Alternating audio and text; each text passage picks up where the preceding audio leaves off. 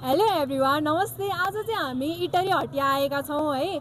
हटिया आउन साथ चाहिँ हामीले नगर प्रहरीज्यूलाई भेटेका छौँ है। नमस्कार सर, हजुरको शुभ नाम? नमस्ते, मेरो नाम चाहिँ जोन सिंह चिउरी। कहाँदेखि हुनुहुन्छ? म चाहिँ इटरी 5बाट। इटरी 5बाट है। र हामी चाहिँ उहाँसँग चाहिँ केही सवालहरू गर्छौँ है। हामी चाहिँ तपाईँलाई एकदमै सिम्पल क्वेसनहरू गर्छौँ है। यहाँ कसरी व्यवस्थापन गरिरहनु भएको छ, यस्तै सवालहरू गर्छौँ, हजुरले जवाफ दिनु होला है त। ओके। सडक बजार व्यवस्थापनहरूलाई चाहिँ हजुरले कसरी चाहिँ मिलाइराख्नु भएको छ? सडक व्यवस्थापन भन्दा पनि अहिले चाहिँ हामी यो इटरीको सबैभन्दा ठुलो हटिया आइतबार र बुधबार लाग्ने, यसमा चाहिँ हामीले ड्युटी गरिरहेको छौँ। अनि यसकै बारेमा भन्नेछु।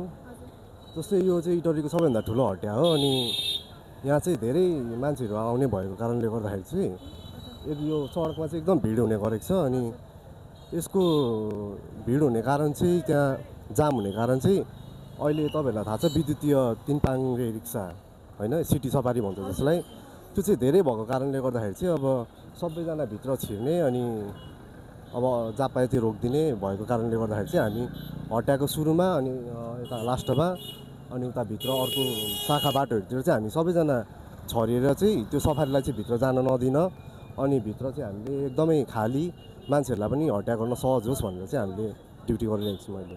हजुर, अनि नियम हजुरहरूको जुन नियम पालना गर्नुहुन्न नि, कोही कोही व्यक्ति त यस्तो हुनुहुन्छ भन्दै पनि नियम पालना गर्न चाहिँ मान्नुहुन्न क्या हो, त्यस्ता व्यक्तिहरूलाई चाहिँ के कस्तो कारबाही हुने गर्छ?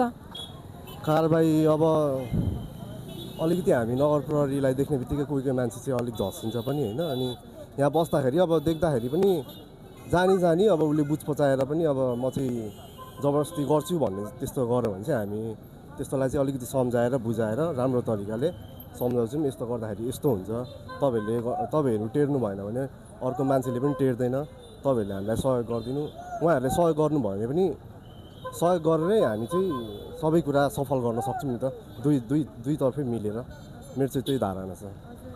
हाम्रै लागि भनेर यस्तो दिन रात पानी झरी नभनिकन चाहिँ खटिनु भएको नगर प्रहरीज्यूलाई चाहिँ धेरै धेरै धन्यवाद दिन चाहन्छु है। हजुरको लागि हाम्रो तर्फबाट चाहिँ सानो गिफ्ट छ है, हजुरको gift. Thank you so much. यसलाई अनबक्सिङ गरिदिनुहोस् न अहिले नै। हजुर। हो ल, ओके, अलिकति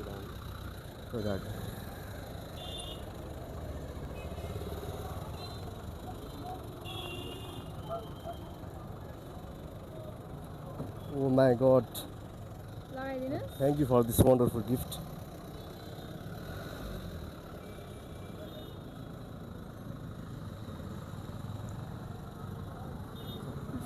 यस्तो घाम छ है, धुलोहरू पनि भइरहेको हुन्छ हजुरहरू यस्तो बाटोमा बस्दाखेरि चाहिँ, त्यही भएर हजुरको आँखाको लागि पनि सेफ हुन्छ, यो चस्मा चाहिँ लगाइराख्नु होला है त। Okay, thank you so much for this gift है।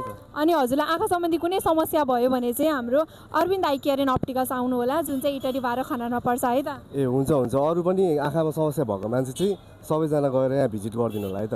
Thank you so much.